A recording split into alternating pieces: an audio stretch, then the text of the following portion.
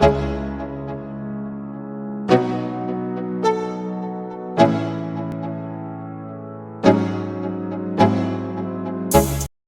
notícia saiu hoje, fresquinha, talvez 1, 2 horas atrás. Então, bastante recente.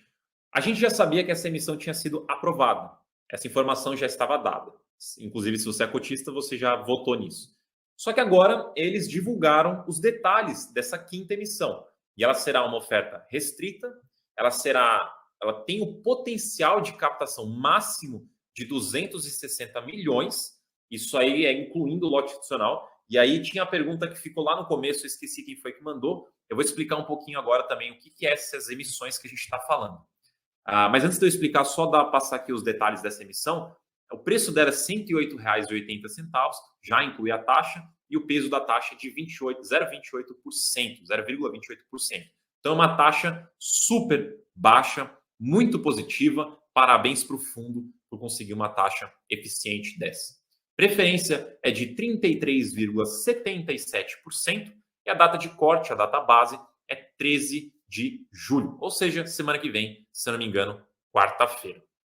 Só para dar aquele contexto, o que é essa emissão? A emissão é o fundo querendo captar recursos novos para aumentar o tamanho dele, para poder fazer novos investimentos. E o cotista, que já é cotista na época da emissão, ou seja, olhando o slide aí, o cotista que for cotista na data 13 de julho, que tiver cotas na data 13 de julho, ele vai poder receber direitos de preferência, que são aí ativos, né, que te dão a preferência de comprar as cotas dessa emissão antes de serem oferecidas ao mercado. Resumindo, é como se você tivesse ali já garantido o seu ingresso para participar do show. Você, como cotista, tem essa preferência, tá aí o seu ingresso. E daí você decide se você vai no show ou não, se você participa da emissão ou não. Basicamente é isso, tá?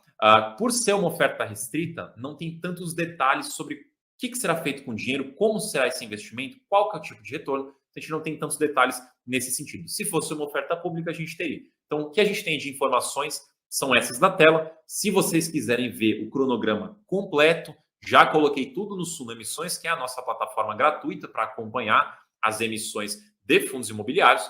Se você quiser, eu posso até abrir aqui, se vocês quiserem olhar essa ou outras emissões. Mas, basicamente, essa é a emissão do ALZR que está para acontecer, começando semana que vem. Deixa eu ver aqui mais perguntas.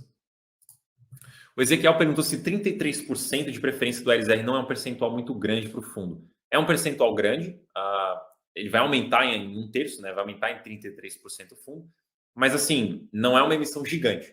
É uma emissão, deixa eu ver, ou seria uma emissão pequena, mas no topo do que seria, no máximo, no limite do que seria considerado pequeno, ou seria uma emissão média, assim. Não é uma emissão muito grande. Tem fundos que crescem o dobro, né? 100%, por exemplo. Mas essa daí é uma emissão, esse número, 33%, é uma emissão que causa impacto. Então, no sentido de que, se for uma emissão positiva que aumenta a renda, vai ter um impacto de fato. Você vai sentir esse impacto de aumento de renda. Se for uma emissão que causa um problema, sei lá, vai diminuir o valor patrimonial, vai diminuir a renda, 33% é o tamanho suficiente para você sentir esse impacto também.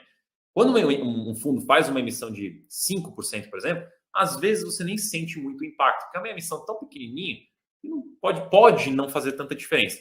33% já é um tamanho que faz diferença. 100%, por exemplo, não preciso nem falar. É uma grande diferença.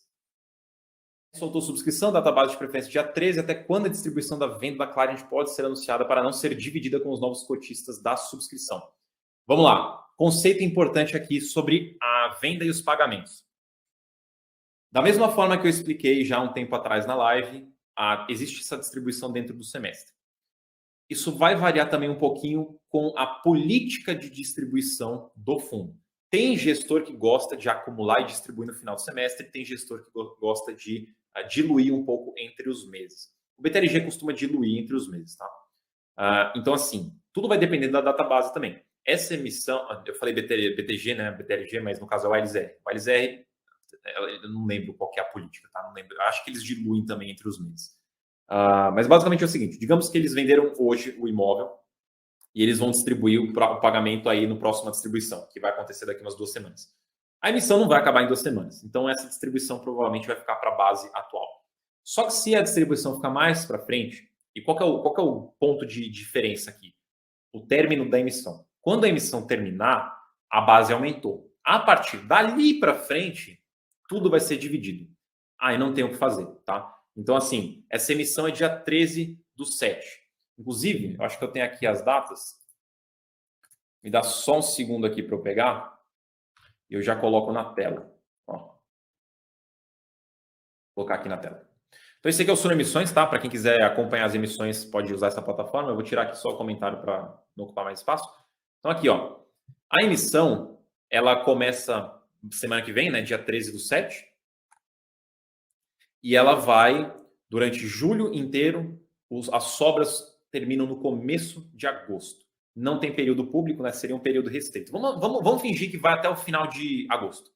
Então, depois de agosto, início de setembro, a partir dali, tudo que o fundo tiver de receita, lucro, enfim, é distribuído entre os cotistas, tá? Entre todos os cotistas. Então, essa venda da Clarion que vocês estão falando, se fosse distribuído tudo antes de setembro, potencialmente ficaria tudo com a base. A partir de setembro, começa a dividir.